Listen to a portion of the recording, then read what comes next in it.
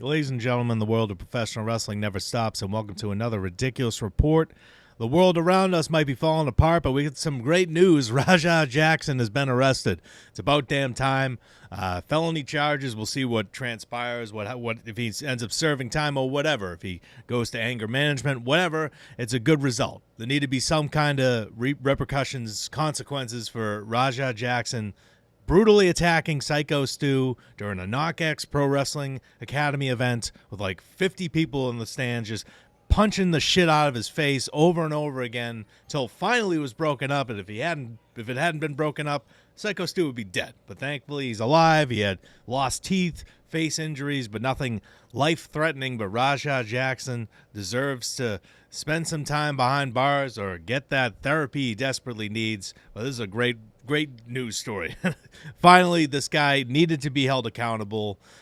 He's also been banned from Kick. So another huge element of the story was that he live streamed this attack and let the commenters egg him on, and he lost composure, and he thought the world was disrespecting him. Well, now he's realized the error of his ways, hopefully, and either spend some time in jail, gets anger management, whatever. But this is long overdue. Should have been arrested a while ago. It was a ridiculous attack. It wasn't a wrestling angle. It was just a guy brutally attacking someone, almost taking his life because he hit him with a beer can outside earlier in the night. And Syko Stu thought it was part of an angle, thought Rajah Jackson was one of the boys. He's clearly not one of the boys. He's not a professional wrestler. He has no idea what to do in that environment. He can't control his anger. He thinks the world's against him. Needs help. Needs help, and needed this to happen. Needed some kind of revelation for this guy to realize what he had done. Hopefully this was it. He's still a young man. Got his whole life ahead of him, but holy shit, that was a ridiculous thing, and I'm glad he was arrested. So Andrade left All Elite Wrestling following his loss to Miro, a.k.a. Rusev, at World's End 2023. He returned to WWE in the Men's Royal Rumble match in 2024. Got a huge pop.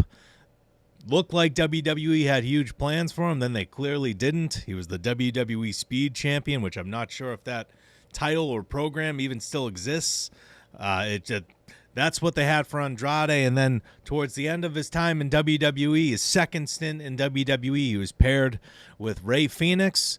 They wrestled in the TLC match for the WWE Tag Team Championships at SummerSlam 2025, won by the Wyatt Six. And then Andrade disappeared, and then he was fired. Andrade's been fired by WWE. Andrade's been fired from WWE for disciplinary reasons, not drugs or anything related to that.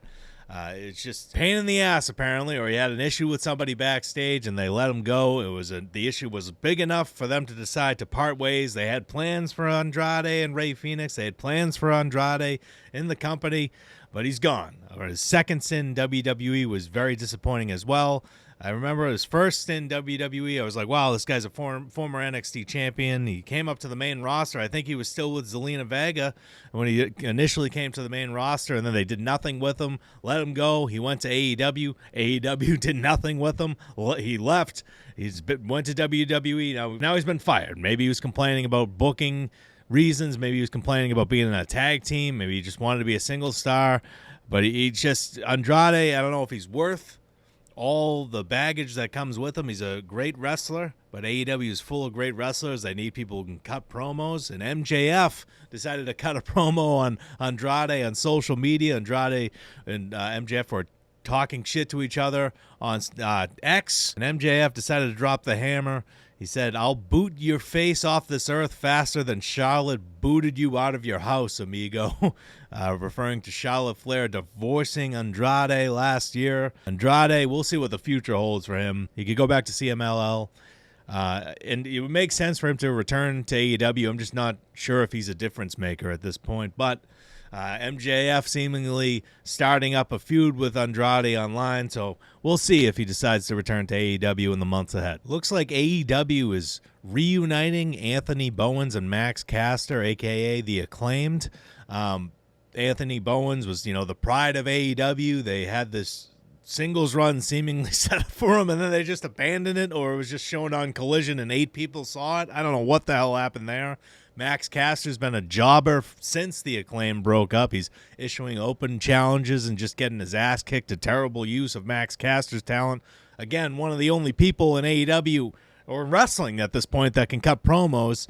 Max Caster, get him talking more. But it appears that AEW is going to reunite the Acclaimed, which is probably the best decision. They were at one point the hottest tag team in professional wrestling, not just AEW. Anthony Bowens responded to a fan on social media talking about his singles run, and here's what he said. I get overlooked because I've never had the opportunity to go 20 to 30 minutes or more with someone in AEW. That is really when you start to earn your stripes. You can't make a determination without giving people the chance to prove you wrong. I am elite and the pride of pro wrestling.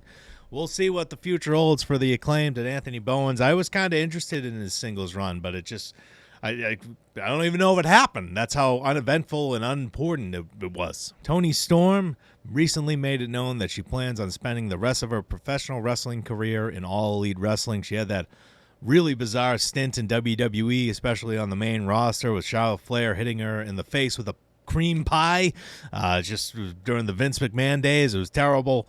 And then she goes to AEW, and she's one of the biggest stars in all of women's wrestling. Speaking on the Sandman pod, she said, when I'm done with wrestling, you'll never see me again in any other capacity or in any other company for that matter. I will vanish with that. There's no encore. She was then asked about WWE. She said, I think they're great, and I understand them for exactly what they are. They're a machine. They're a business, and I just don't fit in with their whole shtick, and that's cool. I love it, and I love a lot of people that work there. During this conversation, she said, I'm on a 5-year deal, but I'm a lifer for AEW. There's no, we'll see what happens. So she's just making it known that she has no intentions of negotiating with WWE down the line to the face of AEW's women's division for the foreseeable future, and that's a great thing for Tony Khan. She's a star. She's one of my favorite people in AEW.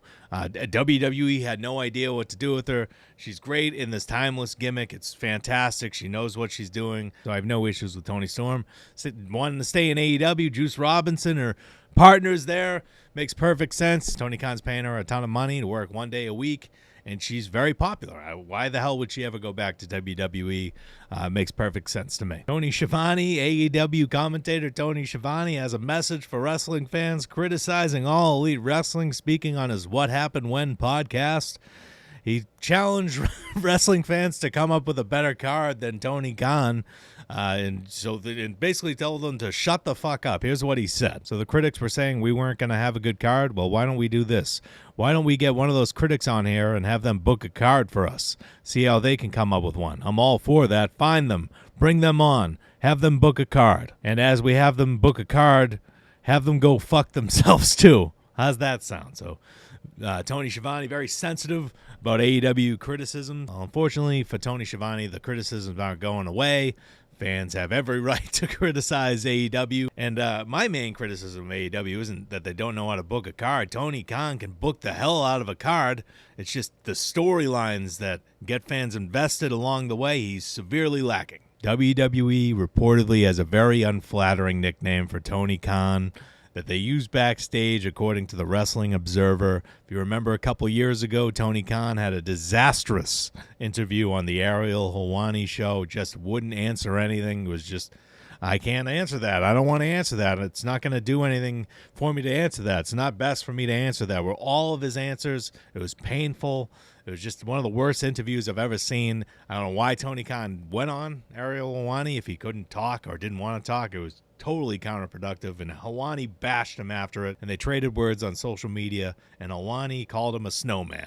You can figure out what that means on your own, but Helwani called him a snowman. Apparently that nickname has stuck. According to Wrestling Observer, WWE is calling Tony Khan Snowman backstage, so that tells you everything you need to know about what WWE thinks of them. I'm hoping Tony Khan has something big planned for 2027, because WWE announced WrestleMania 43 in Saudi Arabia, which is just awful. So if Tony Khan can capitalize on that, have a big event planned for April 2027, we're a long-ass ways away from that. That's what I'm thinking about for some reason. We're a long-ass ways away from that, but that's what's on my mind. And WWE apparently thinks so little of Tony Khan that they're calling him Snowman backstage, which is just hilarious to me. But that is it for this edition of the Ridiculous Report. If you have not subscribed, please do so. Have a good night.